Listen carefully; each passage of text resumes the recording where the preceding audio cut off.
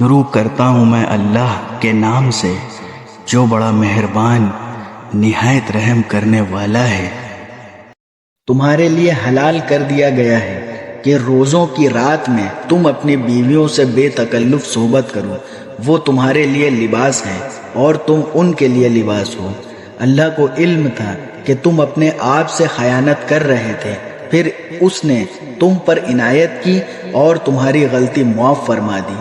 چنانچہ اب تم ان سے صحبت کر لیا کرو اور جو کچھ اللہ نے تمہارے لیے لکھ رکھا ہے اسے طلب کرو، اور اس وقت تک کھاؤ پیو جب تک صبح کی سفید دھاری سیاہ دھاری سے ممتاز ہو کر تم پر واضح نہ ہو جائے۔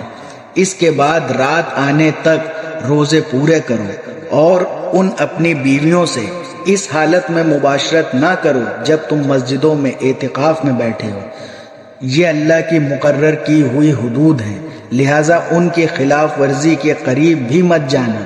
اسی طرح اللہ اپنی نشانیاں لوگوں کے سامنے کھول کھول کر بیان کرتا ہے تاکہ وہ تقوی اختیار کریں، اور آپس میں ایک دوسرے کا مال ناحق طریقوں سے نہ کھاؤ، اور نہ ان کا مقدمہ حاکموں کے پاس اس غرض سے لے جاؤ کہ لوگوں کے مال کا کوئی حصہ جانتے بوجھتے ہڑپ کرنے کا گناہ کرو۔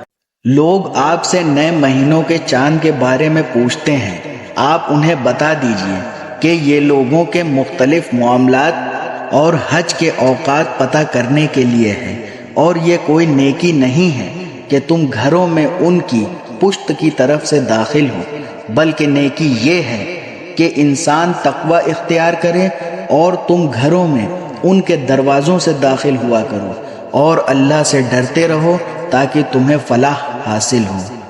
اور ان لوگوں سے اللہ کے راستے میں جنگ کرو جو تم سے جنگ کرتے ہیں، اور زیادتی نہ کرو، یقین جانو کہ اللہ زیادتی کرنے والوں کو پسند نہیں کرتا۔ اور تم ان لوگوں کو جہاں پاؤ قتل کرو اور انہیں اس جگہ سے نکال باہر کرو جہاں سے انہوں نے تمہیں نکالا تھا، اور فتنہ قتل سے زیادہ سنگین برائی ہے۔ اور تم ان مسجد حرام کے پاس اس وقت تک لڑائی نہ کرو جب تک وہ خود اس میں تم سے لڑائی شروع نہ کریں۔ ہاں، اگر وہ تم سے اس میں لڑائی شروع کر دیں تو تم ان کو قتل کر سکتے ہو، ایسے کافروں کی سزا یہی ہے۔ پھر اگر وہ باز آ جائیں تو بے شک اللہ بہت بخشنے والا بڑا مہربان ہے، اور تم ان سے لڑتے رہو یہاں تک کہ فتنہ باقی نہ رہے اور دین اللہ کا ہو جائے۔ پھر اگر وہ باز آ جائیں تو سمجھ لو کہ تشدد سوائے ظالموں کے کسی پر نہیں ہونا چاہیے۔ حرمت والے مہینے کا بدلہ حرمت والا مہینہ ہے، اور حرمتوں پر بھی بدلے کا احکام جاری ہوتے ہیں۔ چنانچہ اگر کوئی شخص تم پر کوئی زیادتی کرے تو تم پر بھی ویسے ہی زیادتی اس پر کرو جیسی زیادتی اس نے تم پر کی ہو، اور اللہ سے ڈرتے رہو، اور اچھی طرح سمجھ لو کہ اللہ انہی کا ساتھ دیتا ہے جو اس کا خوف دل میں رکھتے ہیں۔ اور اللہ کے راستے میں مال خرچ کرو، اور اپنے آپ کو خود اپنے ہاتھوں سے ہلاکت میں نہ ڈالو، اور نیکی اختیار کرو، بے شک اللہ نیکی کرنے والوں سے محبت کرتا ہے۔ اور حج اور عمرہ اللہ کے لیے پورا پورا ادا کرو۔ ہاں، اگر تمہیں روک دیا جائے تو جو قربانی میسر ہو اللہ کے حضور پیش کرو، اور اپنے سر اس وقت تک نہ منڈواؤ جب تک قربانی اپنی جگہ نہ پہنچ جائے۔ ہاں، اگر تم میں سے کوئی شخص بیمار ہو یا اس کے سر میں کوئی تکلیف ہو تو روزوں یا صدقے یا قربانی کا فدیہ دے۔